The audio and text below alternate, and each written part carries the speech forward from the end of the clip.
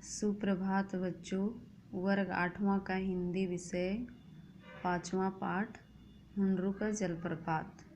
आज हम लोग हुंडरू का जलप्रपात के बारे में पढ़ेंगे। हुंडरू का जलप्रपात एक यात्रा वृत्तांत है। तो सबसे पहले हम लोग यात्रा वृत्तांत के बारे में कुछ जानकारी प्राप्त करेंगे। तो यात्रा वृत्तांत हम साधारण तरीके से यह कह सकते हैं कि यात्रा के दौरान किया गया अवलोकन।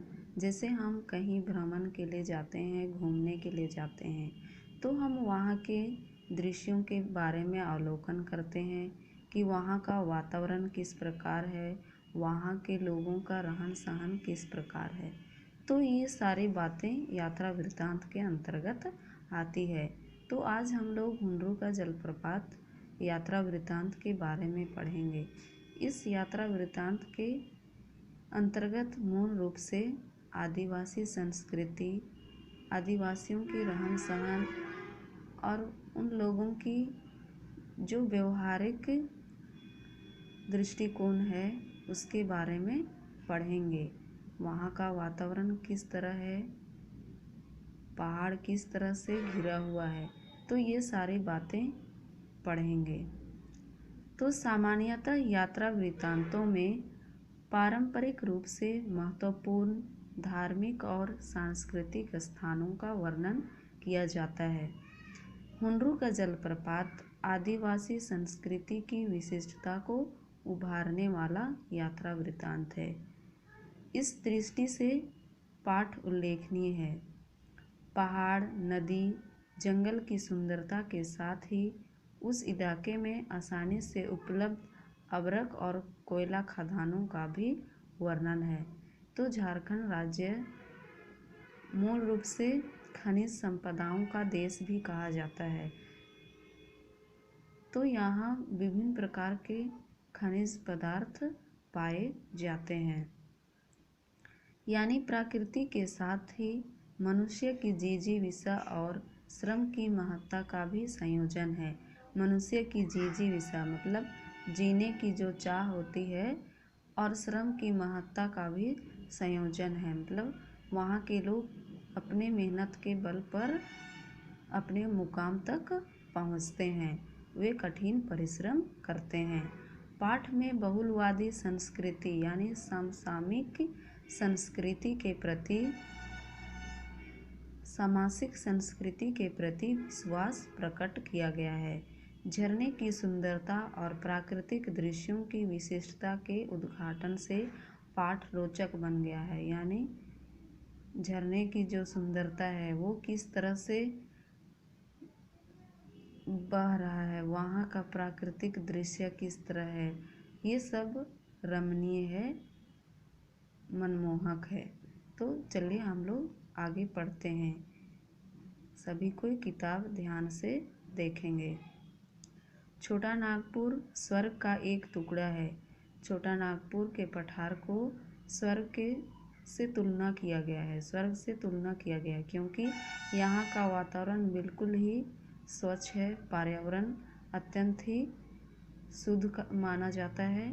चारों ओर घने जंगलों से घिरा हुआ है। जमीन में हरियाली, आकाश में नीलिमा। जमीन में चारों तरफ हरियाली फैली हुई है और आकाश में नीलापन, नीला रंग। पग पग पर पहाड़ों को देखकर धरती भी ऊबड़ खाबड़ और ऊंची हो गई है। स्थान स्थान पर पहाड़ों को देखकर मानो धरती भी क्या हो गई है, ऊबड़ खाबड़ और ऊंची हो गई है। तीव्र धारा और गंदले पानी के साथ नदियां बल खाती बह रही है। तीव्र धारा के साथ नदियां बल खाती हुई मचल मचल कर बह रही है।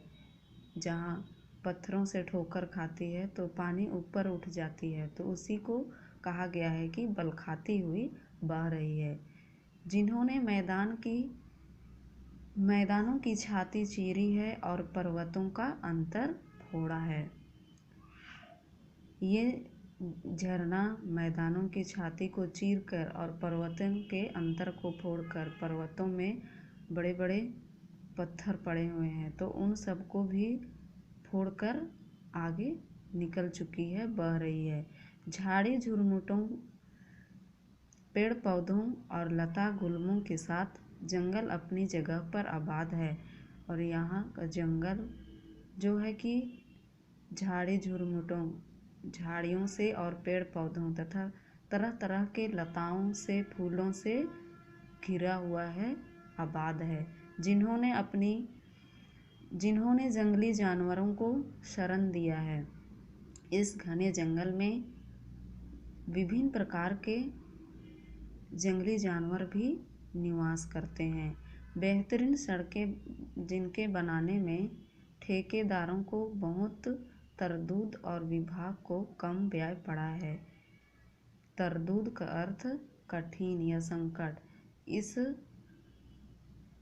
पहाड़ी इलाके में सड़कों को बेहतर तरीके से बनाने के लिए ठेकेदारों को बहुत ही मुश्किलों, तकलीफों का सामना करना पड़ा। सांप की तरह भागी जा रही है और उन्हीं के साथ कुछ सवारी पर कुछ पैदल मुसाफिर भी द्रुत गति से चले जा रहे हैं। सांप की तरह भागी जा रही है, कहने का मतलब यह है कि पहाड़ी इलाके में या जंगलों में सड़क सीधी मार्ग पर नहीं होती है, वह थोड़ी टेढ़ी मेढ़ी होती है। इसीलिए यहाँ कहा गया है कि वो सांप की तरह भागी जा रही है।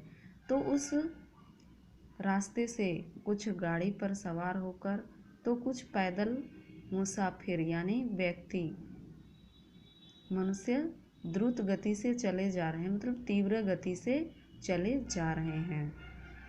आगे, धरती पर आदिवासियों का नृत्य हो रहा है और आसमान में बादल आँख मिचौनी खेल रहे हैं।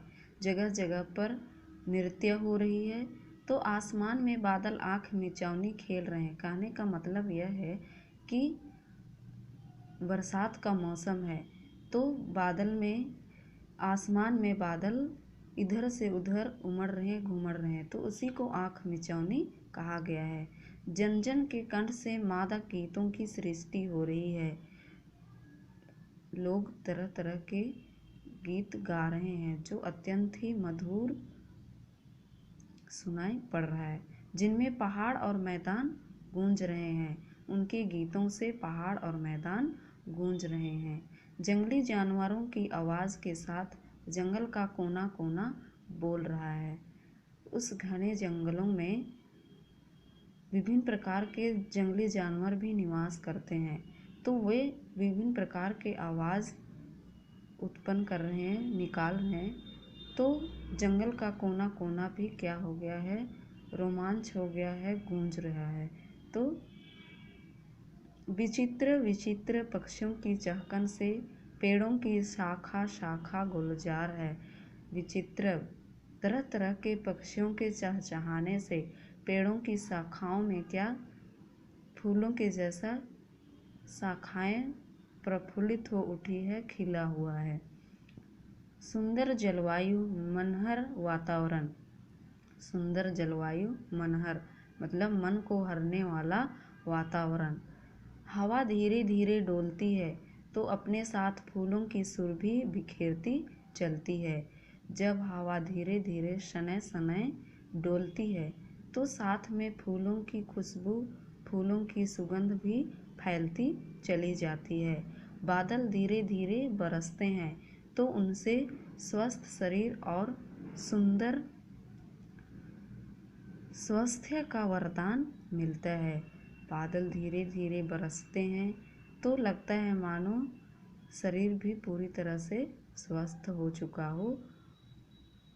नदियाँ कल कल छल छल स्वर में बहती हैं तो किनारे पर के रहने वाले को अमृत बांटती जाती है।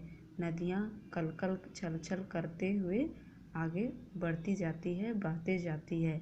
तो जैसा मानो जो नदी के किनारे जो झाड़ियाँ हैं, पौधे हैं, उनको मानो अमृत बांटती जाती हो। झरने सब झरझर कर आँखों को तरी तथा नमी, कल्पना को सुंदर खुराक, चित्त को स्वच्छता और पवित्र प्रदान करते हैं। झरने जब ये झरकर आँखों के सामने आते हैं तो जब पत्थरों पर गिर पड़ते हैं तो जो बूंदें दिखाई पड़ती है वह मोती के समान दिखाई देती है। वो बहुत ही सुंदर खुराक चित्त मन को स्वच्छ और पवित्र प्रदान करती है। ये सब दृश्य देखने से मन बिल्कुल ही स्वच्छ हो जाता है और पवित्र हो जाता है। खानों में कोयला और अबरक, जंगल में तरह तरह की लकड़ी, फूल फुनगियों पर नाचती तितलियाँ, फल भार से झुके जा रहे पेड़, शोभा संपन्न अवर्णनीय घाटियाँ, सुषमा की दर्शनीय नदियाँ, हरितिमा वाले मनमोहक मैदान, मन पर जादू जैसा असर करने वाले पर्वत, मस्त निवासी, इन सब के साथ यह छोटा नागपुर जैसे कोयला संपदा से, अभ्रक से घिरा हुआ खनिज संपदाओं का ही जगह है। जंगल में तरह तरह की लकड़ियाँ देखने को मिलेगी, विभिन्न प्रकार के फूल मिलेंगे और उन फूलों पर नाचती हुई उड़ती हुई तितलियाँ, और कुछ पेड़ों में फल के बोझ से लदे हुए पेड़ दिखाई पड़ेंगे। ये सब अत्यंत ही रोमांच होता है, अत्यंत ही रमणीय होता है। इनकी जो छटाएं हैं उनको वर्णन करना असंभव हो जाता है।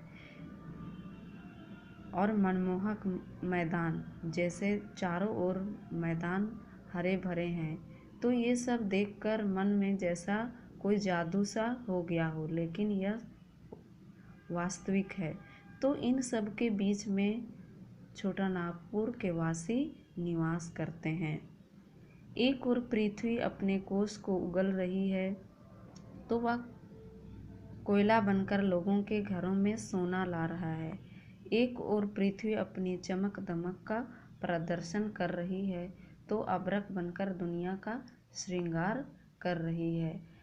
अपने निरंतर संघर्ष से नदियाँ पत्थरों को खराद खराद कर एक नवीन आकार में प्रस्तुत कर रही हैं, तो उसे लोग श्वेत शालिग्राम कहकर पूजते हैं। पत्थरों से करुणा की धारा झर रही है, जिसे लोग झरना कहकर विस्मित भाव से देखते हैं। विस्मित भाव से अर्थात आश्चर्यचकित होकर देखते हैं। तो ये सब दृश्य अत्यंत ही रोमांच है, रमणीय है, मन को हरने वाला। आज के लिए इतना ही पढ़ेंगे, अगले दिन आगे पढ़ेंगे।